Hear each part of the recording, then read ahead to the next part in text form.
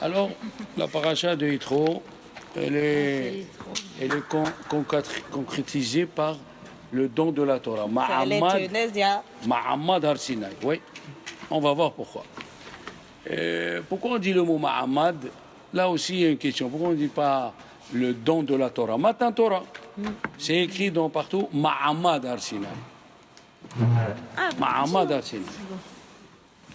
Alors, le Ramban, dans la paracha de Vaet Hanan,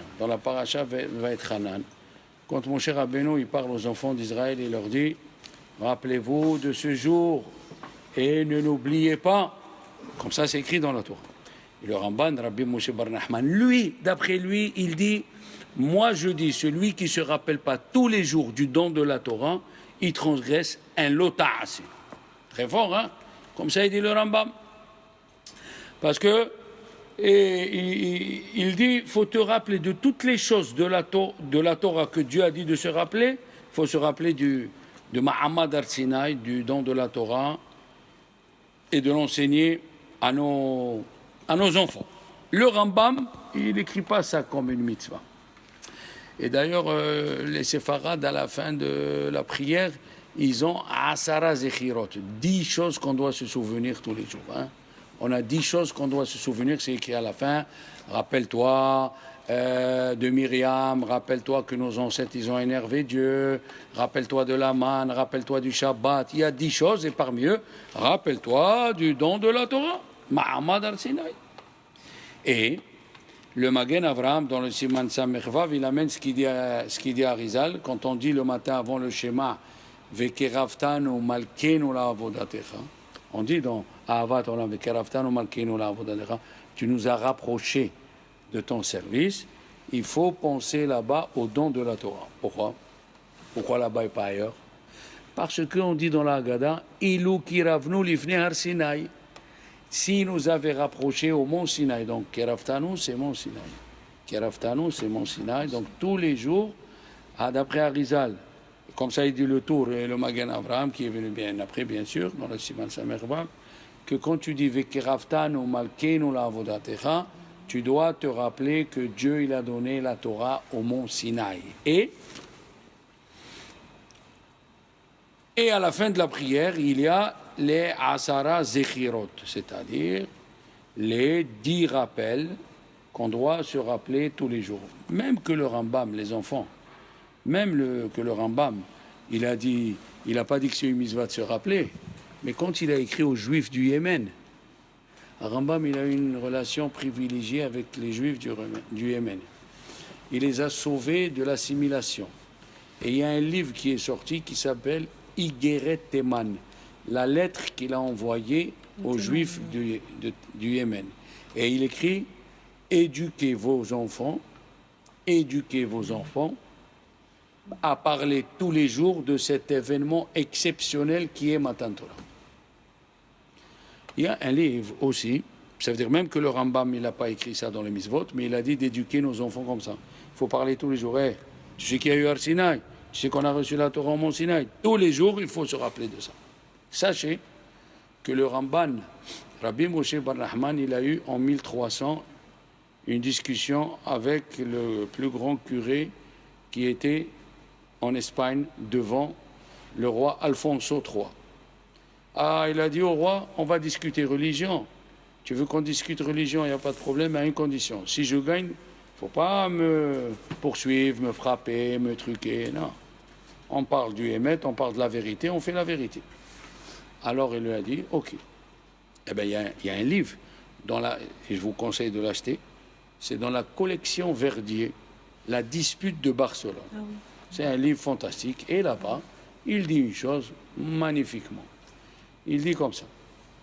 Il a dit à Alfonso là-bas et au curé, il lui a dit comment c'est possible que Dieu, il nous appelle, on était 5 millions et quelques de gens. Il est descendu sur le mont Sinaï. Il nous a donné la Torah. Et pour changer, pour devenir catholique, il parle à un homme. Pourquoi il ne nous a pas rappelé tous? Il a peur ou quoi? Pour changer de religion, parce qu'il parlait avec un curé. Le catholicisme. Voilà. Ouais. S'il voulait changer, comme il nous l'a donné, il nous appelle. Voilà. Pourquoi tu passes par quelqu'un? Ouais. C'est vrai. Pourquoi Dieu, il a tous les pouvoirs? Hein, Corinne, il a tous les pouvoirs. Comme tu nous as appelés, tu as fait sortir les Juifs d'Égypte, tu ailles. Eh bien, rappelle-nous, et dis-nous, on change. Ça, c'est une preuve que nous, on n'accepte pas le message catholique.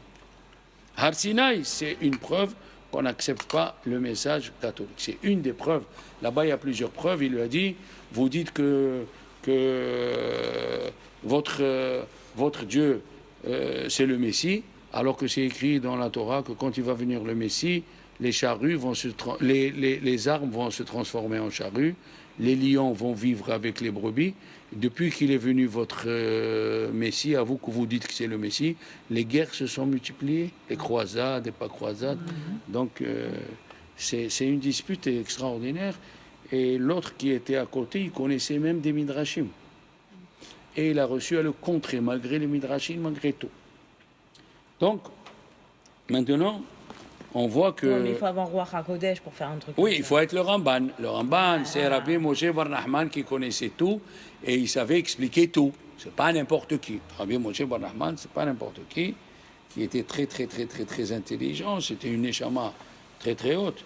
D'ailleurs, c'est très simple. Quand il est monté en Israël, les élèves lui ont dit, ça va. Il est monté âgé et ils lui ont dit, comment on va savoir si tu es niftar ou non? Comment on va savoir? Pour qu'on puisse parler de toi. Il a dit que chaque jour, il va un élève à moi au cimetière. Le jour où vous voyez une menorah sur la tombe de mon père, c'est que je suis mort. Une menorah allumée sur la tombe de... Et un élève allait tous les jours, et un jour, il a vu dessiner la menorah du Beth Amikdash, dessinée sur la tombe de son père. Alors, ils ont su qu'il est niftar.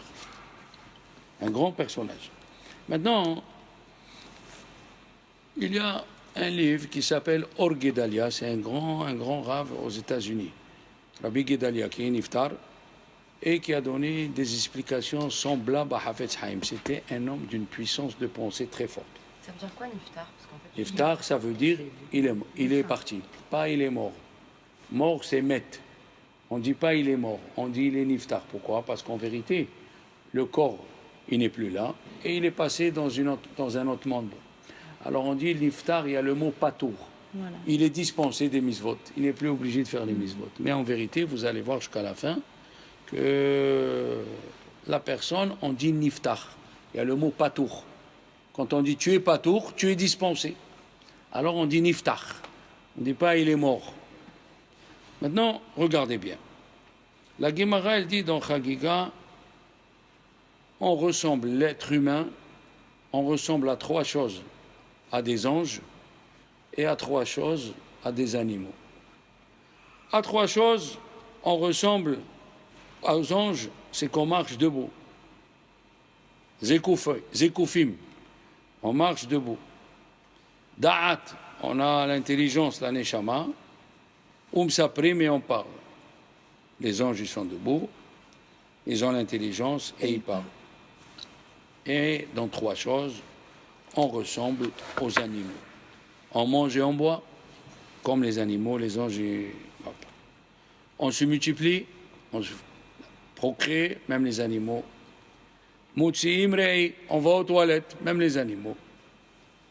Et comme la Torah, elle a dit qu'Ilo ir'ani ha'adam vahai, un homme, il ne peut pas voir Dieu et mourir, et rester vivant.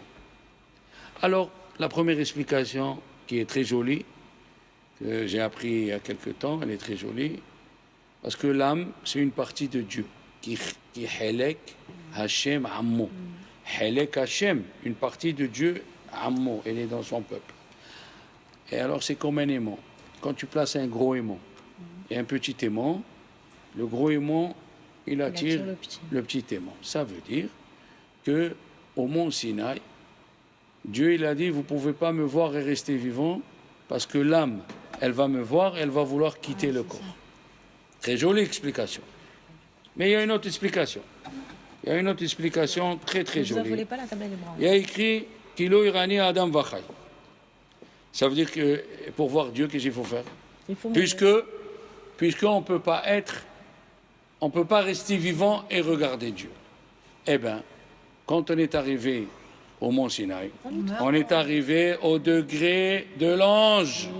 Il a dit le roi David dans les Téhilim, Ani amarti bene Elion, bene Elokim.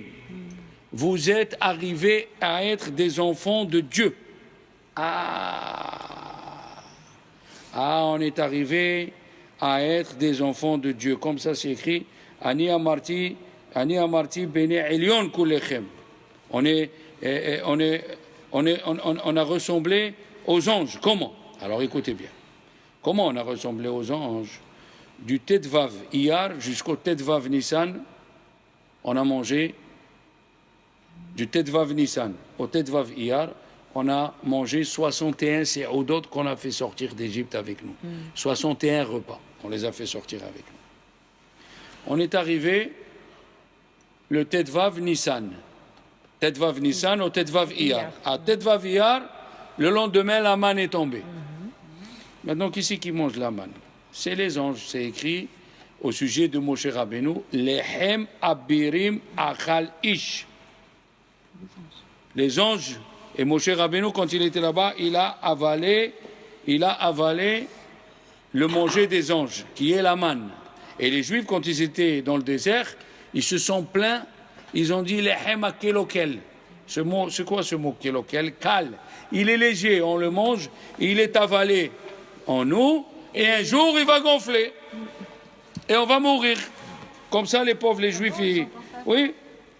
Comme ça, les pauvres dans leur tête, les Juifs. Les Juifs dans leur tête, c'est passé comme ça. Oui. Comme ça leur est passé. Ani amarti, le vrai pasouk. Ani amarti Elokim atem. Regardez ce qu'il dit le verset. Dans la Gemara de Shabbat Pehet, les Juifs, ils sont arrivés au degré d'être Elokim. Ani amarti Elokim atem ou bnei Elion kulechem. Comment? Donc déjà, il nous a donné le manger de la manne. On commence à ressembler aux anges.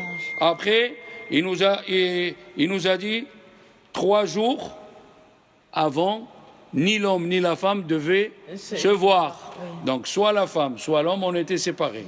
On ne pouvait pas procréer. Alors on mangeait comme les anges. On faisait plus de procréation comme les anges. Et on s'est mis debout. C'est écrit Vaya Amdou. Ils se sont mis debout. Qu'est-ce que tu me racontes? Ce mot Vaya Amdou, ils se sont mis debout sur la montagne. Et s'ils étaient assis à Ashkain? C'est écrit que Dieu il a dit au prophète Yehoshua, il a dit au prophète Yehoshua, après je te donnerai une place, Venatati lecha makom bena omdi maele. Je te donnerai une place parmi ceux-là qui sont debout. Qu'est-ce que ça veut dire ceux-là qui sont debout? Les anges. Corinne, qui c'est qui est debout? Les anges. Pourquoi on les appelle debout? Parce qu'ils ne peuvent pas avancer. Un ange, une personne, Malka, Corinne, moi, tous les jours en étudiant ou en faisant une prière, on avance. Alors les anges, ils ne peuvent pas avancer. Ils ne peuvent rien faire. Alors il dit... Le Orguedalia, maintenant, comprend. Ça veut dire qu'ils sont immobiles? Non, c'est pas qu'ils sont immobiles, ils peuvent pas avancer dans la Torah. Parce que pour avancer spirituellement, il faut qu'il vienne le mal et tu le luttes. Il faut qu'ils ont faut que tu luttes, comme elle a fait Esther, il faut lutter le matin, il faut se lever, il faut venir, comme elle sait la lutter, il faut lutter, il n'y a rien à faire. Comme Yaakov Avinu, quand il est venu l'ange, il a lutté jusqu'au matin, Pour la Torah, c'est une lutte. Et alors, quand tu luttes, tu avances. Et on ne peut pas devenir général comme ça. C'est pour ça qu'il y a des convertis qui ne comprennent pas pourquoi on les fait durer, pas durer. Mais nous, nos ancêtres, nos parents, ils sont morts parce qu'ils ont eu le mot juif. Et toi, tu veux, dès que tu rentres dans mes chefs d'état-major, il faut que tu passes il faut que tu aies des déceptions, qu'on te repousse, et repousse. Pour que tu arrives à comprendre qu'est-ce que c'est un juif. Nous, on est attachés à la lune. C'est quoi la lune? Au début de la lune, elle a un petit filet, après elle grossit, après elle diminue. Ça monte, ça descend, ça monte, ça descend. Mais tu es dans la vie. Comment il est l'électrocardiogramme ou l'électroencéphalogramme? Si tu es comme ça, tu es vivante. Et si tu es comme ça, c'est que la personne, elle n'est plus là. Il y a des hauts, il y a des bas. Chacun ses épreuves. Ne t'en fais pas, chacun, il a ce qu'il faut dans la vie. Et personne ne peut dire, ouais, il a de la chance, il a de la chance. Ne t'en fais pas, ne t'en fais pas. Il y a des gens qui ne parlent pas, mais c'est comme ça. La vie, c'est une lutte. Alors, pour arriver à Ma'amad Arsinaï, on devait ressembler aux anges pour voir Dieu, parce que Dieu, il est descendu. Alors, pour voir Dieu, il faut que tu ressembles à un ange. Il nous a séparés de la femme, il nous a donné la manne, il nous a donné, maintenant on comprend, qu'on s'est mis debout. Le Sfat Emet aussi, c'est lui qui dit, le Sfat Emet aussi, Benatati lecham ma'alechim ben ha'omdim. C'est lui qui dit que le Ma'amad Arsinaï, il s'appelle debout, parce qu'on a ressemblé aux anges. C'est pour ça que c'est écrit le mot debout, Amida. Oui, quand on est debout, et d'ailleurs, quand il y a une discussion, est-ce que dans les 10 commandements, on doit se mettre debout ou non? Bon, nous, le minag des séfarades, on se met debout. Même Rav Moshe Feinstein, il a dit, il n'y a pas de issour. Voilà, d'accord. Et Baruch Hashem, bien sûr. La Torah nous dit maintenant, elle continue, elle nous dit, les enfants, que quand on est sorti d'Égypte, on a eu 2 sorties. On a eu 2 sorties d'Égypte. Ne croyez pas, hier j'ai parlé dans le discours, c'est vrai qu'on a eu la traversée de la mer Rouge. Et la traversée de la mer Rouge, il dit le Midrash, il est plus grande que la sortie d'Égypte. Puisque dans la Haggadah, nous avons une discussion, Rabbi aussi, Rabbi Akiva et Rabbi Houda, chacun il dit combien de plaies il y avait dans la mer Rouge. Un il dit, dans la mer Rouge il y avait 10. Un, il dit 50, et Rabbi Akiva, il dit 250. Oui, ve'alayam lakou, mataim, ve'hamishim makot. C'est-à-dire, en Égypte, il y a eu 10, et sur la mer Rouge, il y a eu 250. Et comment elle appelle la Torah, la mer Rouge? Et yadecha hazaka, ta grande main. Et il dit, le Midrash, Allah, chez Dieu, il y a une petite main, il y a une grande main chez Dieu. Eh bien, c'est pour nous donner une image. La sortie d'Égypte, c'est une petite main. Par rapport à la traversée de la mer Rouge, c'est une grande main. On a dit l'année dernière, pour ceux qui se rappellent, qu'est-ce qu'il y a eu de plus dans la traversée de la mer Rouge qu'il n'y avait pas à la sortie d'Égypte? Ce qu'il y a écrit que les Égyptiens, ils sont morts, il y a écrit là-bas de 3 façons. Ou comme de la paille, ou comme une pierre, ou comme du plomb. Pourquoi tu me dis la paille, la pierre et le plomb? Ça, c'est pour nous apprendre que Dieu, il fait attention à chacun de nous, à chaque seconde précisément. Pourquoi? On l'a vu à la traversée de la mer Rouge. Qu'est-ce qu'ils ont vu? Ils ont vu les Égyptiens. Ils ont vu, les Juifs ont vu les Égyptiens. Ceux qui frappaient les Juifs pendant la servitude,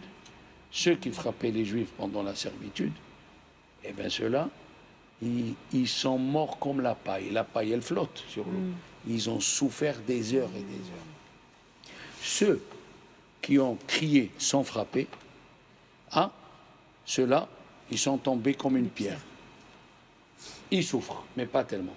Et ceux qui étaient debout, parce que malgré eux, ils faisaient les ordres, mais ils ont fait, ils étaient debout, ceux-là, ils sont descendus comme du plomb. Ils ont vu dans la vie, Malka, Esther, ils ont vu que chaque chose que tu écoutes, chaque chose que tu vois, chaque chose qui se passe, il est calculé. Pour chacun. Ne crois pas que Dieu, quand tu es dans la route et tu es dans la voiture, Dieu ne fait pas attention à toi, ou il ne connaît pas tes pensées, ou il ne connaît pas tes problèmes, ou il ne sait pas combien tu gagnes, comment tu vis. C'est archi faux. Dans la sortie d'Égypte, ils ont vu la Hashgaha, comme il a dit un tailleur dans la ville de Fès, au Maroc. Il voyait, il avait un trou au plafond, et tous les jours, il montait un escargot. Il montait dedans, et la coquille, elle tombait.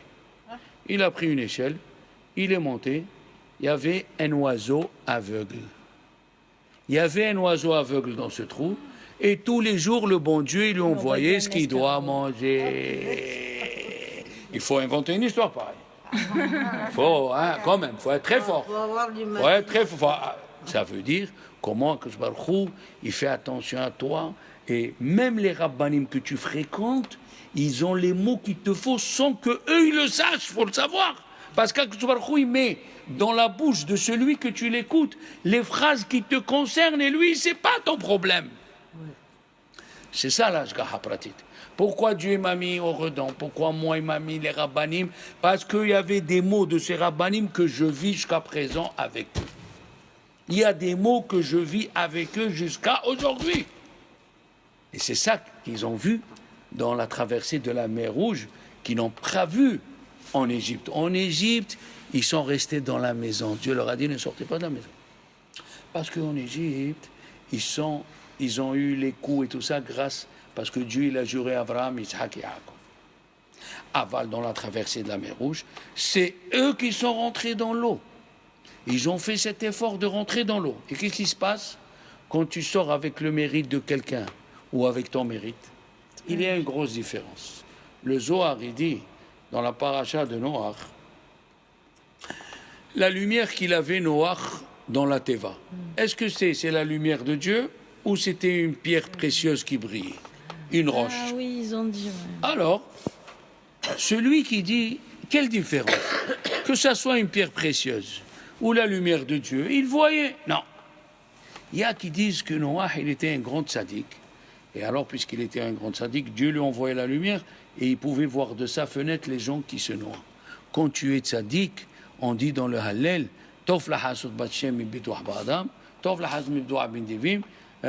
c'est écrit, Va'ani er'e beson aye. Et moi, je vais voir mes ennemis. Qu'est-ce que ça veut dire, moi, je vais voir mes ennemis, dit David. Va'ani er'e beson aye. Tu veux voir quoi?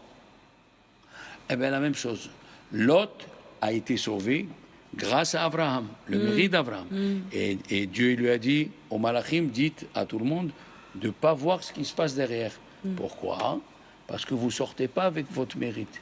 Vous sortez avec le mérite de Abraham. Alors, vous ne pouvez pas voir ce que je suis en train de faire. Et la femme de Lot, elle a tourné la tête, elle a vu. Elle était venue du sel parce qu'elle a dénoncé sa fille qui voulait donner du sel à un pauvre. La mère a dénoncé la fille qui voulait donner du sel à un pauvre. Et pourquoi tu es là? Pourquoi tu es là, Laziza? Parce la Sodome, mère, la de faire fille, du comment faisselle. elle faisait? Elle mettait dans les jarres du sel ou de l'eau. Elle arrivait devant le puits et il y avait les pauvres qui venaient, ils échangeaient les jarres. Ah, ils l'ont pris. Il a dit, le prophète, c'est écrit dans la Torah, j'ai écouté ces cris. De quels cris? La fille de l'autre, celle qui donnait à manger, ils l'ont pendu, ils l'ont mis du miel dessus et les abeilles venaient la manger. Comme ça, ils étaient. Et le prophète, il a dit, Veyad ve'evion le hezika. Ils n'ont pas donné à manger à des pauvres comme ça. Donc, celui qui sort par son mérite, il peut voir ce que Dieu fait. Alors, c'est écrit dans la sortie d'Égypte, Vayar Israël et Mitzraïm. Les Juifs, ils ont vu les Égyptiens parce qu'ils ont fait l'effort de faire que l'eau est montée jusqu'ici. Tout le monde veut être dans la Torah, tu sais, mais quand c'est facile. Et quand tu as des difficultés, comment, à quelle heure le cours, quand est-ce qu'on va venir, il faut payer, il faut donner. Si les rabbins, les avrechim, hein, tu es parti à Bnei Brak, tu connais les avrechim. Si les avrechim, quand j'étais avrech, j'ai gagné 5 000 €, qui c'est qui va pas s'asseoir? Bien sûr. Non, on te promet une petite paye, et à l'once-pierre, une fois on te donne 200 €, une fois on te donne 300, des fois le début du mois. On est comme la lune. Quand une fois elle est vide, une fois elle est pleine, une fois tu es avec nous. Voilà. Tu comprends? C'est ça que ça veut dire. Alors, je répète ce que j'ai dit. Il y a eu, pourquoi les Juifs, ils ont chanté à la à la traversée de la mer Rouge et pas à la sortie d'Égypte? Alors, il y a une réponse. Ils n'ont pas chanté parce qu'ils savaient que Paro était encore vivant avec quelques milliers de militaires. Mais ce n'est pas vrai. Vous savez pourquoi? Qui c'est qui est sorti d'Égypte? Les Égyptiens ou les Juifs? Les Juifs. Et qu'est-ce qu'on dit? Yetziat Misraïm. L'Égypte est sortie. L'Égypte est sortie. La sortie de l'Égypte. Moi, c'est l'Égypte est sortie. C'est quoi ça? Sachez qu'en Israël, les gens qui ont passé la Shoah, comme ceux, il y a des gens qui sont en bonne santé aux États-Unis, ils sont dans des hôpitaux. C'est ceux qui ont fait le Vietnam. La guerre du Vietnam, en 1975, où il y a eu des milliers de morts et de blessés, mais il y a des gens, ils ont le corps entier et ils sont malades. Pourquoi? Parce que le Vietnam, il n'est pas sorti d'eux. Non. Ils ont encore le Vietnam en eux. Il dit le roi Salomon, une tête avec un bon moral, elle peut supporter un corps malade. Mais une tête avec le moral par terre, elle ne peut pas supporter même un corps en bonne santé. Alors on dit, Yetziat Misraïm, les Juifs, l'Égypte est sortie d'eux. Ils ont eu deux sorties d'Égypte. Une sortie du corps, quand on est sorti d'Égypte. Mais à la mer Rouge, ils ont vu l'Égyptien qui les frappait. Dieu, il a dit à l'eau, sors tout ce que tu as reçu.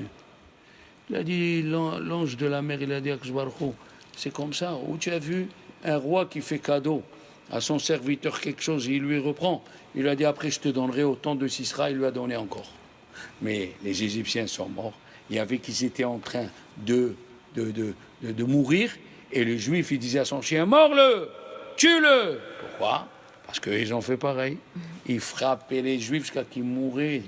Ils frappaient les Juifs comme il y a des gens de la Shoah jusqu'à aujourd'hui, les enfants. Il y a des gens de la Shoah, ils partent de la Shoah tous les jours. Ils sont sortis de la Shoah, mais la Shoah n'est pas sortie d'eux. C'est pour ça qu'il faut avoir... c'est écrit dans la Torah, dans le roi Salomon, des agod belev ish yasihen ala herim. Quand tu as des angoisses, appelle un rave que tu aimes bien, tu te soulages, tu parles. Les gens aujourd'hui, ils vont chez les psychologues. Pourquoi? Juste pour parler. Juste pour sortir. Vous savez, le Rav Rumi nous avait raconté une histoire invraisemblable, mais vraie. Il nous avait dit, une fois, il y avait un monsieur, un juif, qui n'était pas très religieux. Il a perdu son père. Et 3 mois après, ça n'allait pas. Et il est parti chez le psychologue. Et le psychologue Goy, un psychologue Goy, il lui dit, mais je ne comprends pas. Est-ce que vous allez à la Sina tous les jours? Il lui a dit non. Il lui a dit pourquoi? Qu'est-ce que ça a à voir avec mon problème? Il a dit comment vous, les Juifs, vous avez le Kaddish? Il lui a dit oui. Mais le Kaddish, c'est un exutoire de votre angoisse. Le Kaddish, vous sortez ce qui vous fait mal. Et vous le dites. Et ça vous soulage. Eh bien, vous ne faites pas le Kaddish, vous payez le psychologue. Mais vous vous rendez compte un petit peu comment? Alors, on ne pouvait pas sortir d'Égypte. C'est pour ça que la fête de Pessah, elle est très grande, parce qu'il y a eu Yetziat Misraïm. Chaque année, celui qui fait bien le Pessah, ses angoisses, ses mauvaises choses, il sort comme elle sort le mal de Yetziat Misraïm. C'est pour ça que c'est important. Alors là, comme on a dit, pas seulement il y a eu la sortie du corps, mais les enfants, quand ils sont sortis d'Égypte, il dit Rachi, ils étaient tous handicapés. Il y a qui n'avaient pas de main. L'Égyptien, il massacrait, il tapait. Il y a qui n'avaient pas de pied. Il y a qui lui manquait une oreille. Chacun, il était dans des conditions catastrophiques. Et Rachi, dans le Perek Kaf, chez nous, Perek Kaf, Pasuk, Tetzaïn, il nous dit cela. C'est écrit Vechol ha'am roim et akolot. Et tout le peuple regardait ce qu'il voyait. À part l'explication qu'il dit là-bas, il a dit ils étaient tous estropiés. Et Dieu, au moment du matin Torah, il les a soignés. Celui qui n'avait pas une main, comme c'était une naissance, matin Torah, c'est la naissance du peuple juif. Alors, plus c'est la naissance du peuple juif, il faut qu'il soit comme un bébé. Un bébé, il est entier. Alors, celui qui n'écoutait pas, c'est écrit Vechola Amrohim. Alors, ils écoutaient. Ils ont dit Naasé, on va faire. Comment tu vas faire si tu n'as pas les 2 pieds et les 2 mains? Venishma, on va écouter. Comment tu vas écouter si tu n'as pas les oreilles? Ah, alors là on voit que dans la sortie d'Égypte, le bon Dieu leur a donné tout.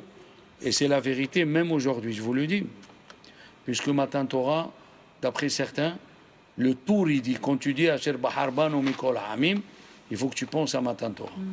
Tous les jours, quand tu dis dans les Bechot HaShahar, Asher Bahar Banu Mikol Hamim, Venatalanu et Torato. Vous pensez à Matan Torah? Il faut penser à la Torah. Ça fait quoi? Écoutez-moi bien. Je connais des histoires, des rabbanim, qu'à la fin de leur vie, ils avaient la cécité d'un de leurs membres. Et pourtant, quand ils s'approchaient de la Torah, ça revenait. On dit que Rabbi Akiva Eger, à la fin de sa vie, il n'écoutait pas. Il n'entendait plus. Eh bien, ce qui était extraordinaire, Une fois, il a pris le train. Une fois, il a pris le train. Et dans la salle de la gare, qui est grande comme ici, il y a son fils, au fond, il parlait avec un rave de Divrei Torah. Et l'autre, il lui a demandé une question, tati, tata, tata. Quand il est revenu, il lui a dit, il lui fait son père, tu aurais pu répondre comme ça et comme ça. Il regarde. Il lui dit, mais tu vas Papa, sur toi? mais tu entends pas? Il a dit non, j'entends pas. Mais comme j'ai donné ma vie à la Torah, quand c'est Divrei Torah, je me remets à écouter. C'est fantastique. Il y a un autre, il a écrit un livre, Sefer Aberit. C'est un livre où il raconte toutes les sciences que Dieu a créées et leur puissance, il le tire de la Torah. Tout, il parle. C'est un livre qui est ancien, avant 1700. Et il parle des choses qu'on a découvertes maintenant. Il parle des volcans. Est-ce qu'il y a un volcan en Lituanie? Il parle des volcans, il parle de la lave, il parle des rayons X, il parle de l'atome, comment c'est écrit dans la Torah. Avant que tout le monde parle. Lui, qu'est-ce qui s'est passé? Il a fini le premier volume, il est devenu aveugle. Et il s'est mis devant le Echal et il pleurait. Il s'est mis devant le Echal, il pleurait, il pleurait, il pleurait. Il a dit à Dieu, donne-moi la vue, je vais écrire un deuxième volume. Je consacrerai mes yeux que à la Torah. Eh bien, Dieu lui aura donné la vue et il a écrit un deuxième livre. Il y avait un aveugle dans la ville du Pnei Yehoshua, à la Vassalom. Le Pnei Yehoshua, il était en 1700. Et il est mort. Il y avait un aveugle, il venait à la prière Esther. Qu'est-ce qu'il va faire? Il est aveugle. Il prenait chaque livre avec ses mains. Et là où la page était pliée, il a déplié pour le kavod du livre. C'est simple, hein, mais il faisait ce qu'il pouvait. Un jour, il a pris un livre, sans le savoir, c'était le livre de Kabbalah du Pnei Yehoshua. Et personne n'a fait attention qu'il avait oublié sa paire de lunettes. Il a trouvé, il a vu que c'est une paire de lunettes. Enfin, à l'époque, il ne disait pas lunettes, c'était les trucs. Les bésicles. Alors, il a pris, il a mis. Dès qu'il a mis, il s'est mis à lire. Il a enlevé la paire de lunettes, il ne voyait plus. Il y a des histoires et des histoires comme ça. Comment, jusqu'à aujourd'hui, le Kohat Torah, il peut soigner. Un monsieur, il était fatigué, mal, il est venu chez Behaim Pinto. Il lui a dit, Behaim Pinto, reste assis, je vais étudier. Après l'étude, tu verras, l'étude de la Torah, elle soigne. Il s'est mis à étudier pendant 2 heures et l'autre s'est endormi.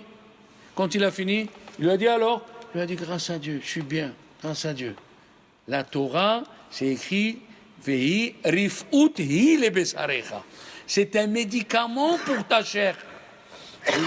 Jusqu'à que la Gemara elle a dit Hash berosho, tu as mal à la tête, ya'asok batora. Jusqu'à aujourd'hui. Tu as un problème, écoute un cours. Tu ne peux pas le faire, écoute un cours de Torah. Tu vas voir la Torah, elle guérit, il n'y a rien à faire. Jusqu'à aujourd'hui. Non. On va comprendre une chose qui est vraiment intéressante. Pourquoi à Matan Torah, il fallait absolument que tout le monde soit guéri, corporellement? On va dire que ce n'est pas joli. Le jour où Dieu va donner la Torah, il est un boiteux. C'est la cour des miracles. Bon, c'est pas, on va dire que ce n'est pas joli. Mais spirituellement parlant, si je parle spirituellement parlant, qu'est-ce que ça fait si un monsieur, il lui manque, ou une personne, on va dire une personne, il lui manque un membre ou il lui manque une oreille? Qu'est-ce que ça fait spirituellement parlant? Alors écoutez bien. Chachamim nous disent, quand on était au Mont Sinaï, on a écouté d'abord, il a dit les 10 commandements d'un seul coup. Après, il les a répétés, Dieu. On a écouté que 2, et le reste, on a eu tellement peur que on a dit à Moshe, écoute, dis-nous toi les 10 commandements. Comment on le sait? On sait que on dit Torah tziva lanu Moshe. Torah, c'est 611. Et il y a 613 mitzvot. Donc 2, c'est Dieu qui les a dit. Et Moshe, il a dit 611. Maintenant, Rachid dit quelque chose que les Constantinois ils font. Qu'est-ce qu'il dit, Rachid? Il a dit que les 613 mitzvot, ils sont dans les 10 commandements. Et il a amené au nom de Rabbi Saadia Gaon Et Rabbi Saadia Gaon, dans chaque commandement, même Rabbeinu Bechaye, dans son livre Kada Kemah, il dit, dans chaque commandement, il relie les misvot assez et les misvot lota assez par rapport à ce commandement. Par exemple, je vais vous donner, c'est pour ça que les Constantinois à Shavuot, ils disent le klimet. Oui. Ça veut dire les 10 commandements chez eux, Alors, je- ils ne font pas tout le premier jour. Ils ne font pas tout le premier jour. Ils font en 2 fois. Mais ça dure chaque fois 3 heures. Le premier jour, ils lisent 5 commandements et ça dure 3 heures parce qu'ils disent en arabe la moitié des 613 mitzvot. C'est fantastique. Mais parce que Rachidi, voilà pourquoi. Rachidi, dans les 10 commandements, il n'y a eu que 10. Dans les 10 commandements, ils ont vu les 613 mitzvot. Donc le jour où ils ont écouté les 10 commandements, qu'est-ce qu'ils ont écouté? 613 mitzvot. Donc, il les a... Ah, par exemple, à la fin de la paracha de Yitro, Dieu, il écrit 3 mitzvot qu'on peut le relier aux 10 commandements. Par exemple, il dit Lo ta'ase lecha pesel. À la fin des 10, après qu'il a parlé des 10 commandements et tout ça, il a dit ne fais pas une idole. Ah, ne te fais pas une idole. C'est par rapport à quoi dans les 10 commandements? Anochi Hashem Elokecha. Donc l'interdiction de ne pas faire une idole, elle est par rapport à Ani Hashem Elokecha. Par exemple,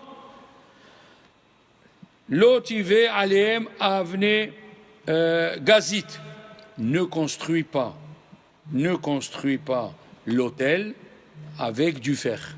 Ne construis pas l'autel avec du fer. Pourquoi? Ça, c'est en relation avec quoi? Avec le fer. Pourquoi? Ne pas tuer. Il dit Rachi parce que le fer raccourcit la vie de l'homme. Eh oui. Le fer raccourcit le fer raccourcit la vie de l'homme. Et alors ça, tu peux le coller avec ne tue pas. Lo tirtsah. Alors je répète. Lo ta'ase lecha pesel. Lo ta'ase lecha pesel, ne te fais pas une idole. C'est collé avec le premier commandement. Anochi Hashem Elokecha. Ne construis pas un autel avec du fer. C'est collé avec lo tirtsah. Ne tue pas. Et le dernier, ne monte pas sur mon autel avec sans avoir un short sur toi au Kohanim, parce que tu vas découvrir ta nudité. Ah, découvrir sa nudité, c'est par rapport à ne fais pas l'adultère. Vous voyez qu'on peut coller chaque commandement, chaque mitzvah, on peut le coller à un commandement. D'accord? Nous avons aussi, voilà, je vous le dis ici, puisqu'on est ici, Harosh, Alav Shalom, il dit par rapport, vous allez voir, il dit dans les 10 commandements, il y a écrit, il y a 5 commandements qui sont par rapport à Dieu et 5 commandements qui sont par rapport aux êtres humains. Par exemple, si tu prends Anochi Hashem, celui qui est à côté, c'est écrit Lo tirtsah, ne tue pas. Pourquoi? Anochi Hashem, il est par rapport à Lo tirtsah. Pourquoi? Parce que l'être humain, il a Tselem Elohim, il a l'image de Dieu. Alors, Anochi Hashem, ne tue pas. Après, Lo yelecha Elohim acherim, tu n'auras pas d'autres dieux. Il est par rapport à l'otinaf, ne commets pas d'adultère. Pourquoi? Parce que la Torah, elle a dit, celui qui fait avodah zara, c'est comme s'il fait l'adultère. Et oui, tu laisses Dieu, qui est ta femme, on va dire, fidèle, et tu es parti ailleurs. Donc, lo yelecha, il est par rapport à lo tahmod. La même chose, l'otissa, ne prononce pas le nom de Dieu en vain, il est par rapport à l'otignov, ne vole pas. Ne vole pas. Parce que si tu voles, et après tu vas jurer sur le nom de Dieu et tu mens. Tu mens. Donc, ne vole pas, il est par rapport à l'otignov. Zachor et Yom HaShabbat, rappelle-toi du jour du Shabbat, il est par rapport à ne fais pas un faux témoignage. Pourquoi? Parce que la Gemara elle dit, celui qui ne fait pas Shabbat complètement, c'est comme s'il témoigne que Dieu, il fait un faux témoignage. C'est comme s'il dit que Dieu ne s'est pas reposé Shabbat. Donc, Zachor et Yom HaShabbat, il est par rapport à ne fais pas un faux témoignage. Kaved et avicha ve'etimecha, honore ton père et ta mère, il est par rapport ne convoitise pas la femme de ton copain. Pourquoi? Parce que si tu dors avec la femme de ton copain, l'enfant qui sort, il est mamzer, il ne sait pas qui c'est le père. Et la Torah elle a dit qu'aved et avicha ve'et imecha. Voilà comment, chaque fois, on peut prendre toutes les interdictions qui existent, même dans les 10 commandements, et les faire par rapport. Tu peux prendre tous les misvot et voir par rapport à quel commandement il se rapporte. Par exemple, la Torah elle a dit rends la perte de ton copain. Oui, quoi? Et la perte, si je trouve quelque chose avec ton nom. Oui. Je trouve par exemple un diamant à toi de 50 carats et il y a écrit dessus ton nom. C'est pas dans Il y a cette écrit vie. Bon, Michel bon, bon, mais je dois te le rendre. Je dois te le rendre, Esther. Je dois te le rendre. C'est une mitzvah de le rendre. Alors, c'est par rapport à quoi ça? Par rapport à ne vole pas. Par rapport à l'otignov. Donc tu peux voir tous les misvot de la Torah et les coller aux 10 commandements. Maintenant, Rashi, Alav Shalom, vous savez que dans la paracha de Nassau, il y a 90 versets où il y a 7 ou 8 versets par tribu qu'ils ont amené le Corban le jour de l'inauguration du tabernacle. Vous savez que Dieu il n'a pas de l'encre en plus. Ah ouais. De l'encre. De l'encre. Les 39 travaux. Qu'on est Hayav, Shabbat, il les a pas écrits. On les connaît par Moshe Rabbeinu. La juxtaposition de la construction du tabernacle avec l'observance du Shabbat.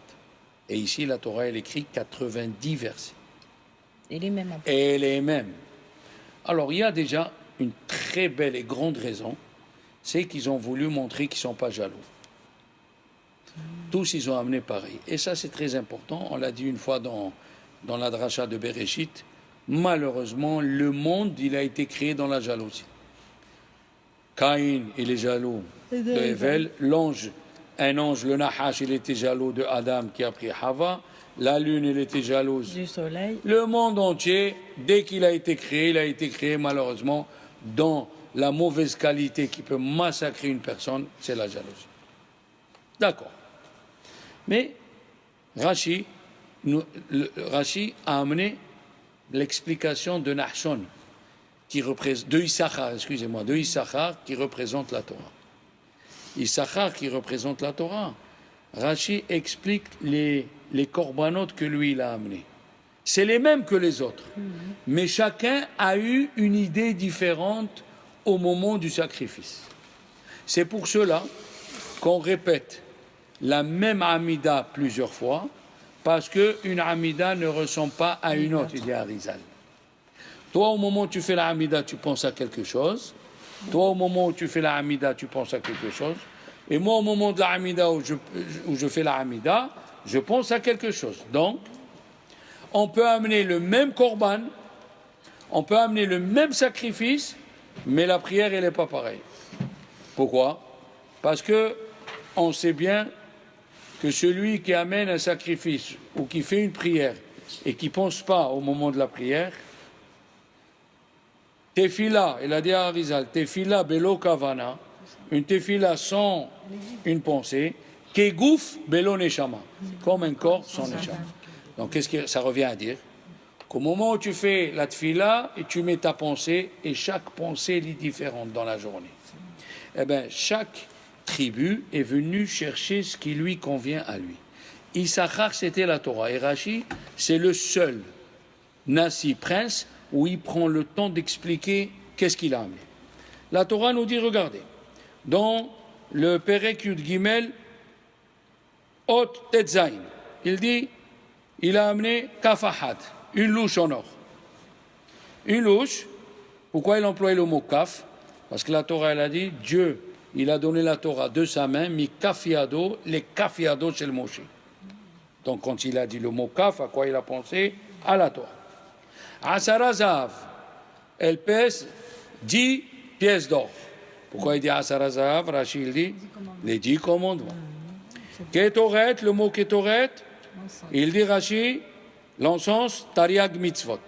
Parce qu'il y a les tariag mitzvot, et Rachid il explique, c'est parce qu'on fait le compte avec At, Bash, Dak. C'est-à-dire si tu prends la lettre Aleph avec la lettre Kouf, la lettre Bet avec la lettre Shin, ça veut dire que tu ne prends pas les lettres qui sont écrites Ketoret. tu les comptes avec les lettres qui correspondent au début, tu trouves Tariag. Trouve quoi? Tu trouves les 613 mitzvot Dans la Ketoret. dans la Ketoret. Par exemple, il dit Pareha d'un taureau. Oui. Qui c'est qui a offert les taureaux? Avraham Avinu. Aïleha d'un bélier. Un bélier. À la place du bélier, Yitzhak. Yitzhak. Keves Ehad, un agneau. Qui c'est qui a amené les agneaux à son père? Yaakov. Gedi Izim, un petit cabri. C'est pour la capara de la vente de Yosef. Après, il a dit Ulzebah Hashelamim, et pour les sacrifices rémunérateurs, Bakar Shenaim, 2 taureaux. Qui c'est? Moshe et Aaron, qui ont fait la paix entre Israël et Dieu. Après, c'est écrit Elim Chamisha. Qu'est-ce que ça veut dire Elim Chamisha? 5 béliers. Kevasim Chamisha. 5 agneaux. Atoudim Chamisha. 5 Atoudim des boucs. Et il a dit, Rashi, pourquoi 5? Un pour Torah, un pour les Nevi'im, un pour les Ketuvim, un pour Cohen, un pour Lévi, un pour Israël. Qu'est-ce qu'on voit? Que dans le truc de Issachar, le Korban de Issachar, Rashi il a fait de sorte qu'on explique la Torah. Maintenant, on a posé la question, les enfants, si vous voulez bien, on a posé la question, pourquoi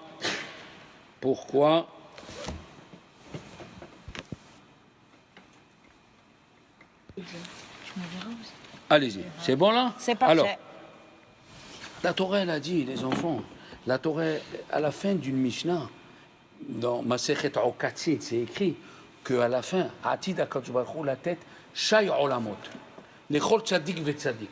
À chaque Tzadik, Dieu il va lui donner 310 mondes. Et alors, le Rav Tiferet Shelomo, il a dit, son père, il lui a posé la question, pourquoi 310 mondes? Alors, il a écrit, Imlamata Torah Arbe, si tu as étudié beaucoup de Torah, Notnim Lecha Sachar Arbe, on te donne une grande récompense. Il lui a dit, son père a une réponse extraordinaire. Il lui a dit, dans chaque mitzvah qu'on fait, c'est Dieu qui nous aide. Et Dieu, il a dit dans le Midrash, Miki Demani va à Shalem. Qui c'est qui m'a donné quelque chose? Je le récompense. Tu as fait la Mila, parce que je t'ai donné un enfant. Tu as fait le Pidyon, parce que je t'ai donné un enfant. Tu as acheté les téphilines, je t'ai donné la santé pour l'acheter. Donc on est 50-50. Maintenant, si on prend les enfants, combien il y a des lettres? Corinne, combien il y a de lettres dans les 10 commandements, depuis Anochi jusqu'à la fin? 620 lettres. Ah, 620, pourquoi? Normalement, on a 613 mitzvot. Les 7 mitzvot On a. Alors, qu'est-ce qu'il a dit? Comme elle vient de parler, il y a 613 plus les 7 mitzvot Bnei Noach. Mais le Shla Kadosh, il pose la question et tout le monde pose la question. Mais dans les 613, il y a les 7 mitzvot de Bnei Noach. À Bnei Noach, il a dit ne vole pas. Mais dans les 613, il y a ne vole pas. Alors, il y a qui répondent ne vole pas ou ne tue pas. Chez un goy, il n'est pas comme chez un juif. Chez nous, ne tue pas. C'est pas rien que d'aller les tuer. Ne le fais pas honte en public. Donc, on peut dire que nous, on a ce qu'eux, ils n'ont pas. Mais le Shla Kadosh, il a dit à la Vachalom, qu'est-ce que ça veut dire les 7? Les 7, c'est les 7 mitzvot que Chachamim nous ont ajoutés. Netilat Yadayim, Ner Hanouka, Ner Shabbat, la Megillah, Eruvin. D'accord? Maintenant, combien ça fait la lettre 620? Ça fait le mot Keter. Ah, Keter, c'est 620. Le mot Keter Torah, 620. Si on fait 620, Corinne, la moitié de 620. C'est 310. Ah, c'est ce qu'elle a dit la Mishnah. Quand tu vas venir dans l'autre monde, on va te donner 310. Pourquoi? Parce que Dieu, il a fait la moitié. Donc c'est lui 310. Et nous, 310, ça fait le mot Keter. On finit avec ce qu'on a posé au début. Pourquoi spirituellement il fallait qu'il soit entier? Sachez une chose, et là vous allez comprendre bien comme il faut. Vous avez lu ça toute votre vie et vous avez jamais compris. Il a dit Rabbi Chaim Vital, comme nous avons 613 mitzvot, on a 248 mitzvot assez et 365 l'autre assez. Eh bien nous avons dans notre corps, pas juste le corps, les membres, nous avons 613 membres spirituels. Chaque mitzvah spirituelle, elle est par rapport à un membre de notre corps. Comme ça, il dit aussi, le Chafetz Chaim dans la Gdama de Mishnah Brura. Il dit chaque mitzvah est par rapport à un membre du corps. D'accord?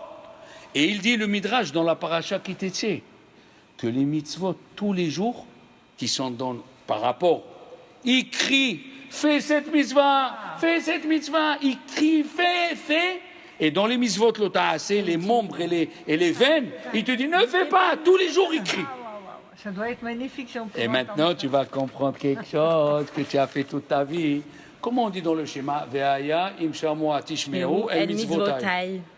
Si vous écoutez mes mitzvot, tu as vu toi les mitzvot qui parlent? Qu'est-ce que c'est Ve'aya im shamu atishme'u el mitzvotai? Si je serai content quand tu vas écouter mes mitzvot. Depuis quand une mitzvah elle parle? Je mets tes filines ici, voilà. Tu as vu les téfilines parler? Je mets tzitzit, le tzitzit il parle, tu l'as entendu, tiens, il t'envoie. Allô? C'est quoi? Non, chaque membre, il dit le midrash, il te crie, fais, alors tu dois l'écouter. Donc, la mitzvah de Naaseh Venishma, elle n'est pas... Pourquoi ils ont dit, regardez, vous rentrez en classe, hein, Esther, vous rentrez en classe, le maître il dit, qui c'est qui veut du chocolat? Qu'est-ce qu'ils disent, chaque élève, qu'est-ce qu'il dit? Moi. Or, les Juifs, quand on leur dit, vous voulez la Torah, ils ont dit quoi? Naaseh Venishma. Ensemble. Pourquoi ils ont dit Naaseh au pluriel? Parce que Naaseh, c'est un pluriel. C'est, on a montré à Dieu, comme il dit le Shlach Kadosh, que nous avons l'esprit d'esclave. Un esclave, est-ce qu'il peut discuter un ordre? Non. Il dit, je fais, et s'il faut faire plus, je fais. Comme ça, il dit le Shlach. C'est ça, Naaseh Venishma. Quand tu commences à dire pourquoi et pourquoi tu ne fais pas, fais.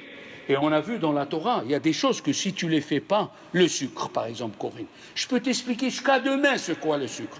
Mais si tu ne l'as jamais goûté, tant que les papilles de la langue n'ont pas goûté le sucre, c'est ce qu'il a dit David Amelech, Ta'amour ou kitov Hashem.